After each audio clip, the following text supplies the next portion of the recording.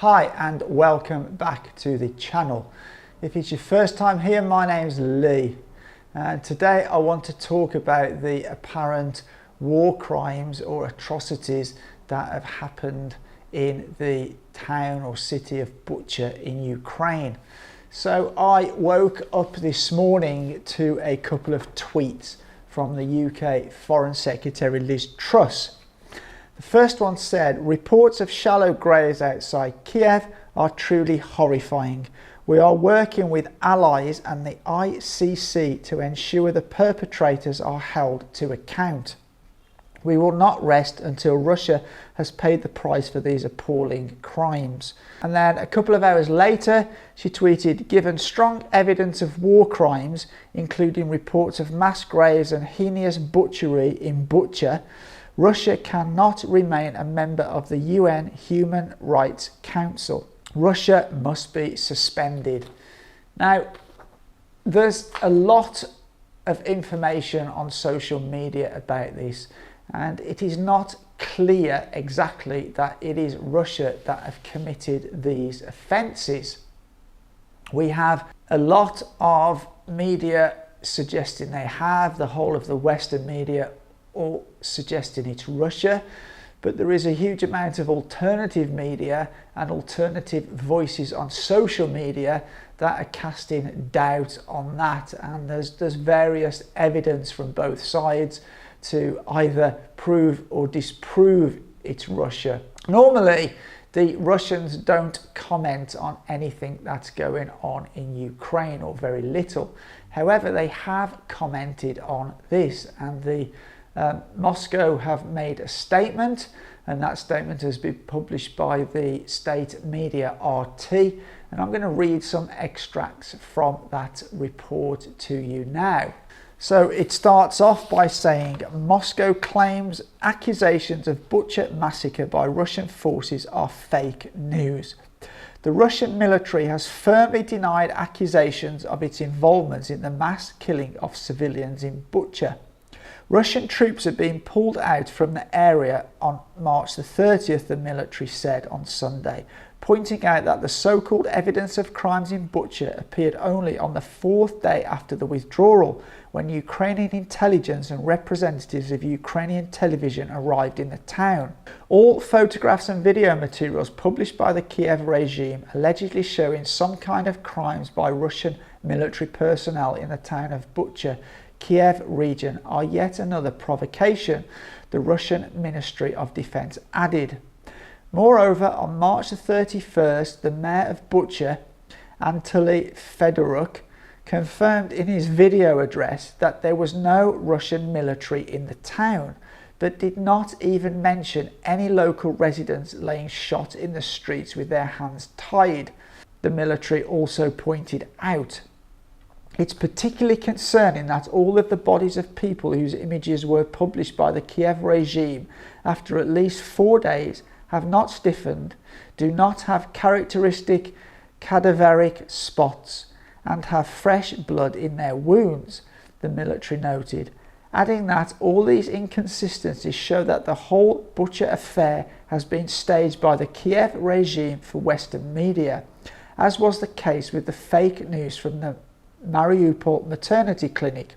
Now, if you don't know what the Mariupol maternity clinic was, there was many claims in Western media that a maternity hospital was bombed by Russian shells, and it turned out that that actually wasn't the case, and that it had all been staged by the Ukrainians to produce propaganda for the Western media.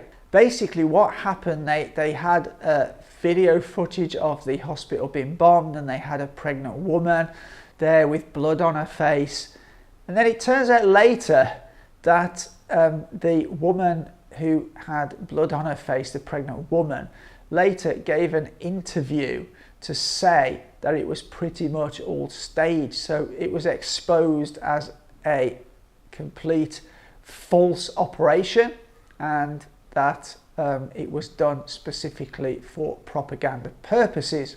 Now, the article then goes on to say, top Western politicians have backed Kiev's assessment of Bucha, with some explicitly pinning the blame for the killings on Moscow as well. Russian authorities will have to answer for these crimes, French President Emmanuel Macron said. A similar stance was voiced by the UK, with Foreign Secretary Liz Truss stating that such indiscriminate attacks on civilians should be probed as war crimes. We will not allow Russia to cover up their involvement in these atrocities through cynical disinformation, she said. I find it odd that politicians in the West and media have very quickly jumped to conclusions that it was Russia who committed these crimes, because there's no hard evidence from what I can see. And as I said, on social media there is a lot of voices for and against, so it's very difficult to know what the actual truth is. Now, I suspect that in order to get close to the truth, it needs some independent inspectors to go in there and survey the scene, do autopsies on the bodies, etc.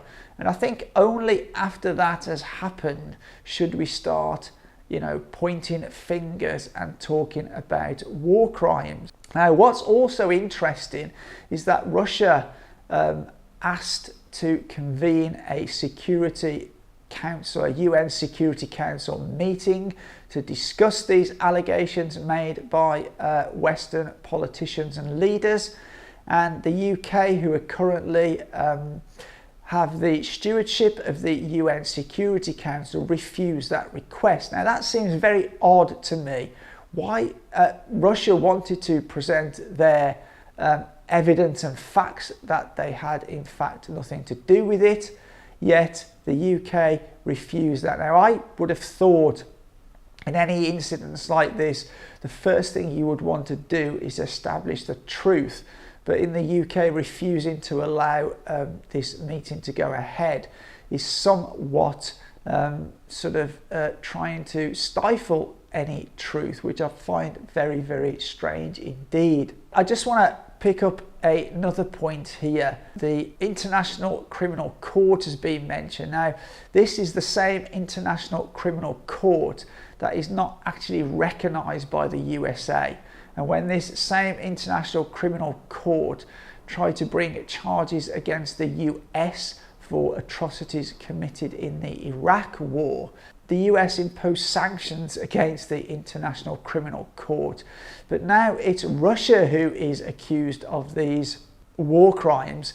The International Criminal Court is the place that they want to now say has authority, which again is something that is very odd. Again, it's a blatant case of double standards. Now, the questions I would ask here, in my mind, I'm thinking, was this staged?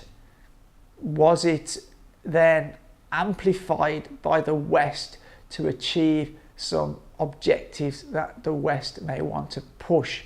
Now, I have no idea, but I would be interested to know what you guys think down in the comments. So the first thought that comes into my head is that the sanctions that have been currently imposed on Russia, the financial sanctions, which the West told us were going to collapse the Russian economy, were going to cause the ruble to go into free fall, and ultimately they hoped would cause a lack of confidence in Putin, the Russian president. This has not happened. In fact, the ruble is back to the exchange rate against the dollar that it roughly was before the war started, and Putin's ratings have actually increased. His support has increased in Russia. So it's obvious that the sanctions that the EU and the US and the West were hoping haven't materialized in the way they had hoped. I wonder whether this is a way of imposing more sanctions on Russia. And there's already talk about a total energy embargo of Russian oil and gas and coal. Although we've had Lithuania say they're not going to buy any more Russian energy, you know, this is a little country that you know, is very easy to get its energy from anywhere else. But we have big hitters here like Germany. Now, there's a meeting which I talked about in my last video of the European Union tomorrow, Wednesday, and we will see what happens in that meeting. Now, the second thing that is going through my head that I may be thinking, was this staged because the West want to either get NATO directly involved in the war, and this is a way of doing that, or do they want to try and get a force of United Nations peacekeepers into Ukraine? I have no idea, really, but these are just some thoughts that are going through my head. Anyway, let me know what you think in the comments below. But for now, as always, take care.